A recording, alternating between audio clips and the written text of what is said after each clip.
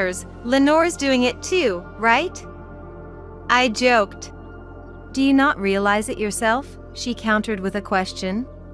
Puzzled, she then explained with a gentle smile. Since reuniting with her, my expressions had become richer.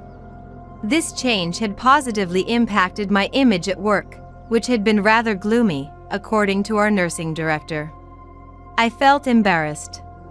Indeed, since I started visiting them, I had been looking forward to each day, counting down to when I could visit again, and finding motivation in work for those days. I never imagined being evaluated in such a manner. And although I had been far from promotion, talks of becoming a supervisor had started. Actually, I had another piece of news I hadn't shared with them yet. After hearing my story, they teased me, which made me blush. Since reuniting with her, a doctor from the same hospital had asked me out. My work and personal life had suddenly brightened, thanks to them. Expressing my gratitude, Lenore said. It's a quality you've always had. Ethan, eager to contribute, chimed in. All right. Since Jody has been reborn. Wondering what he would suggest, Lenore and I excitedly focused on Ethan. Let's make today the birthday of the new Jody. Ethan raised his glass high. Lenore and I followed suit. And we toasted together. Happy birthday! Thank you so much for taking care of the kids. Margaret, my son's wife, said cheerfully. Don't mention it. We were looking forward to seeing our grandchildren too. I'm relieved to hear that. Taking care of the grandchildren is truly a pleasure, isn't it? Then, with a sly smile, Margaret makes an outrageous demand. Since it's such a joy to see your adorable grandchildren, I'll be charging $500 per child. You're joking, right? Margaret stops laughing and replies with a serious face. I'm not joking. I'm entrusting strangers with my precious children. It's only natural to ask for a rental fee. Strangers? A rental fee? I felt sad hearing the words that came from Margaret's mouth. Without showing any remorse, Margaret continues. For example, men who don't have girlfriends pay to go on dates with women, right? It's the same thing. My husband, Mark, and I exchanged looks of disbelief. If that's your attitude, we won't be taking care of the grandchildren. Neglecting your parenting duties? This is why the elderly are disliked in society these days. I'm sorry, but I have a plane to catch. Margaret, wait. My name is Elizabeth. With my beloved husband, Mark, I've lived a life of over 40 years, side by side. It's been a journey too complex to describe in just a few words, filled with endless struggles. But I believe these hardships only deepened our bond and made our time together invaluable. We married in our 20s and struggled to have children for a while. Both sets of parents were eager to see their grandchildren, which gradually put a lot of pressure on me. But Mark was always there to support me gently.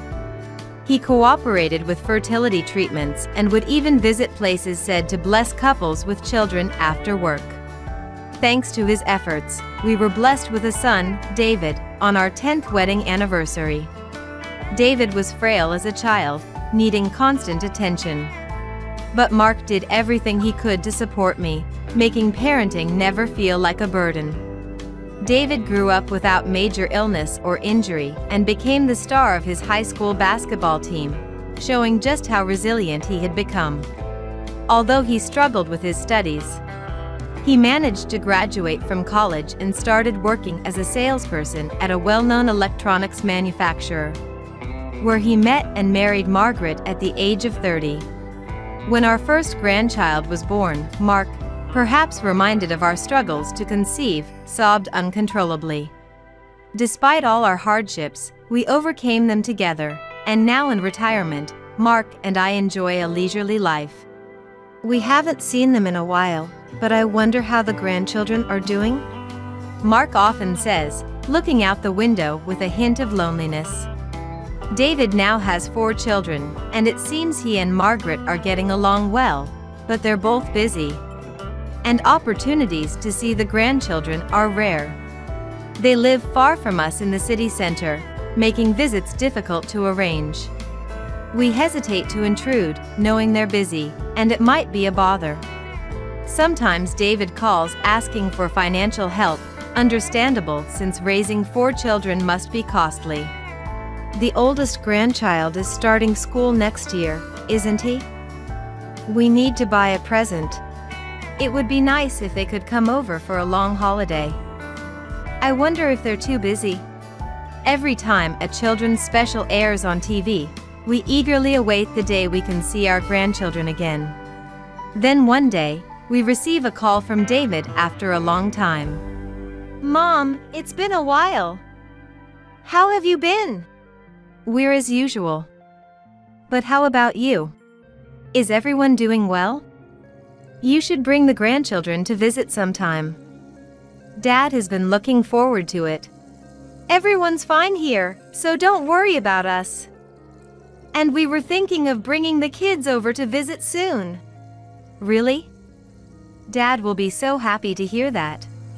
Mark is currently out in the backyard, working in the vegetable garden. Imagine how happy he'd be to know David and Margaret are bringing the grandchildren over. "And there's something we'd like to ask you about the kids." "What? Is it about money again?" "It must be tough with school expenses and all, I understand." "Thanks, as always. We really appreciate it. But this time it's a bit different. Actually, we're planning to go on an overseas trip soon, and we were hoping you could look after the kids while we're away." "Overseas? That's quite sudden." "Oh, that's right, you two haven't had your honeymoon yet." "Yeah, both Margaret and I have been so busy, we never found the time. But last week, Margaret won a pair of tickets for an overseas trip in a raffle." "Oh, in that case, have a great time. So, when are you bringing the grandchildren?" "We'll all come over this Saturday, so please wait for us. The kids are looking forward to seeing Grandpa and Grandma." "Is that so? Then I'll prepare some delicious food and wait." Even after hanging up, my excitement couldn't be contained. When Mark came back from the field and saw my face, he asked with a smile, "What's up? You seem like you've received some good news." Mark, who has always been by my side through happy and sad times, can instantly sense even my slightest emotions. I told him about David and Margaret coming over. "Really? That's exciting." On the promised Saturday, David and Margaret arrived with their 4 grandchildren. As soon as their car stopped in the parking lot, I couldn't wait any longer and rushed out the front door. "Mom, it's been a while. Glad to see you're doing well." David, getting out of the driver's seat, greeted me with his usual smile. As the grandchildren emerged from the back seat, they all started running around energetically. I smiled at the sight, thinking they must have been bored during the long drive, but then I noticed something off. Their clothes seemed a bit dirty. Faded with time, some were torn or frayed. Considering they have 4 children, I thought they might be financially strained. But Margaret, stepping out of the passenger side, was dressed beautifully. She was in modern, bright casual fashion with fancy accessories. The contrast between her and the grandchildren's attire was shocking. "Hello, Elizabeth." The strong scent of her perfume made me cover my nose involuntarily. Margaret, seemingly unaware of her overpowering smell, headed inside. "We'll leave the kids with you and head out right away." Back inside, the grandchildren were already running around, with Mark desperately trying to catch them. "Try to escape from Grandpa." "Dear, I understand you're happy, but please don't overdo it." Mark was already out of breath and patting his back. "I want to ride on Grandpa's back." As one grandchild climbed onto Mark's back, the others gathered around. "Elizabeth, Thank you so much for willingly taking care of the children, Margaret said with her lively tone. It's nothing. We were really looking forward to seeing the grandchildren. As I responded cheerfully, Margaret suddenly switched to a familiar tone and whispered in my ear. That's good to hear. It's truly a pleasure to look after the grandchildren, isn't it? Then, with a cunning smile, Margaret presented an unbelievable demand. Since you get to see your adorable grandchildren, I'll be charging $500 per child. I couldn't understand what she was saying at first. What did you just say? I said, since you're taking care of the grandchildren, I'm charging $500 per child. I was completely dumbfounded. It would make sense if Margaret was paying us to take care of the children, but the reverse was just outrageous. You're joking, right? Then Margaret stopped laughing and replied seriously. I'm not joking. I'm entrusting strangers with my precious children. Naturally, you should pay a rental fee. Strangers? A rental fee? I felt not just anger but also sadness at Margaret's words. Mark, having gotten the children off his back, came towards us. Margaret, that's an incredibly unreasonable thing to say. Taking care of children isn't easy. But Margaret, without any hint of guilt, coolly retorted. What was once common sense is now nonsense. For example, men without girlfriends pay for dates with women, right? It's the same idea. Mark and I exchanged looks of disbelief. Either way, what's wrong is wrong. If that's how you're going to be, we won't take care of the kids. Are you planning to neglect them? This is why the elderly are disliked these days. Saying this, Margaret grabbed David's arm, intending to leave. David, silent, just followed Margaret without a word. Wait! We're not done talking. Mark tried to stop them, but without turning back, Margaret said, We have to go now, our flight is soon. Wait! Wait, Margaret! In a panic, I realized something and called out to Margaret. You left your luggage in the car, but what about the kids' clothes? Could you buy them? We didn't prepare any clothes for the kids. Margaret said this nonchalantly and got into the car. Make sure you send $2,000 in total, $500 for each of the 4 kids, to David by Monday. Saying this, David and Margaret drove off. What was Margaret thinking, not even preparing clothes for the children to wear? We can't let them stay in the same clothes, so we decided to go shopping at a mall far from our home. But I worried whether the 4 grandchildren would stay calm at home while we were gone. I'm worried about leaving them at home alone. I wish someone could go buy the kids' clothes for us. First, try to measure the grandchildren's sizes as best you can. I'll go buy them alone. That would be a great help. Just hang in there a little longer. Be quiet, okay? When Mark scolded them, another grandchild kicked at his leg. You bad kid! I'll show you. Seeing his sibling being scolded, they must have thought they were being attacked by a villain. I wondered how to make them understand we're not the enemy. We could only sigh. Are you sure you'll be okay alone? Call me immediately if anything happens. With that, Mark went off to town. The thought of me, an elderly person, looking after 4 energetic grandchildren alone wasn't without its anxieties. Just when I thought they were quietly playing games in the room, one would suddenly dash outside. When they returned covered in mud after ravaging the crops in the field, I was so frustrated I ended up laughing instead. There was only one set of pajamas David used to wear as a child, so I tried to rush them into the shower. But they resisted and tried to escape the bathroom. Do you take showers every day? Ever since the kids arrived, I had been concerned about a certain smell. Not just their ragged clothing, but a body odor filled the air with slight movement. Removing their clothes revealed them caked in dirt, as if they hadn't showered in days. Thinking of Margaret's stylish attire and strong perfume made me feel helpless. After much struggle, they finally showered, but then the other grandchildren were missing. Hearing the neighborhood dog barking loudly, I went outside fearing the worst and found the grandchildren throwing things at the dog. Stop that! It's not right!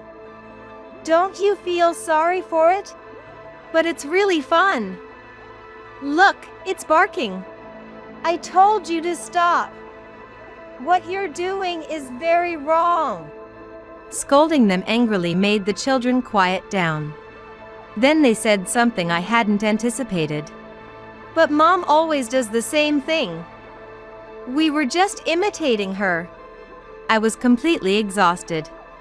I wondered if we could really take care of them until David and Margaret returned, as my anxiety grew. Then, Mark returned, laden with bags of clothes for the grandchildren. Are you okay? You look pale, you must be tired. I'll take care of the grandchildren, Elizabeth. You should rest a bit. But I can't just leave it all to you. The children, having forgotten they were scolded, were energetically running around again. Watching them, Mark sighed and said, "Should I take action?" "Yes, I think that would be best. Continuing as things are, our strength won't last, and more importantly, it's not good for the grandchildren's education. Because we love our grandchildren, we need to help them become decent people, so I agree with Mark's suggestion." Mark and I took the grandchildren to a boarding school deep in the mountains. It's been a while. We're in your care again. This time it's the grandchildren? They do remind me of David. In truth, when David went through a rebellious phase and refused to attend school, we had placed him in this boarding school. Unaware of the harsh life ahead, the children looked around curiously. On the first day, the grandchildren struggled to wake up past the designated time.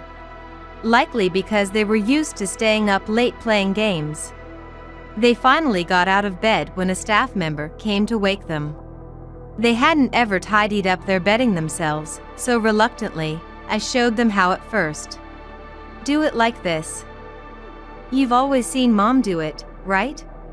One of the grandchildren shook their head. I've never seen Mom tidy up the bed. Really? So the bed stays like that? I was astounded but not surprised given Margaret's behavior. After waking, they were supposed to gather in the hall. But the grandchildren couldn't stay put and tried to wander off, quickly being brought back by staff. The breakfast was simple, to the grandchildren's dissatisfaction. There's no meat. It's too bland. I want instant noodles. That's not available here, Mark said, and the grandchildren sulkily clicked their tongues but eventually started eating in silence. After breakfast, they had to clean their rooms. Having never cleaned or tidied before, I taught them how to fold their clothes first. Go ahead, try it. The grandchildren attempted to fold their clothes, but initially, they couldn't do it well. However, after repeated tries, they got the hang of it and could fold nearly as well as we could. Dinner also had to be prepared by themselves. The grandchildren showed a sense of accomplishment with their first cooking experience. After dinner, there was a social gathering, and although they were exhausted from the unfamiliar hard work and dozed off at first, by the third day, they seemed to have gotten used to the work. If you treat others with consideration, good things will come back to you manifold. The children listened intently to the staff's words. Don't make the weak suffer or cause them pain. Don't be selfish and inconvenience others. If those around you are happy, it will come back around, making you happy too. By the time we left the boarding school, the grandchildren had stopped being so selfish. One of them, seeing me struggle with heavy luggage, stepped forward to help. I'll carry it. You rest, Grandma. Thus, the grandchildren's one-week boarding school program ended successfully. On the way home, I noticed many missed calls from David on my mobile phone. Margaret and he must be enjoying their trip abroad. Thinking this, I cheerfully called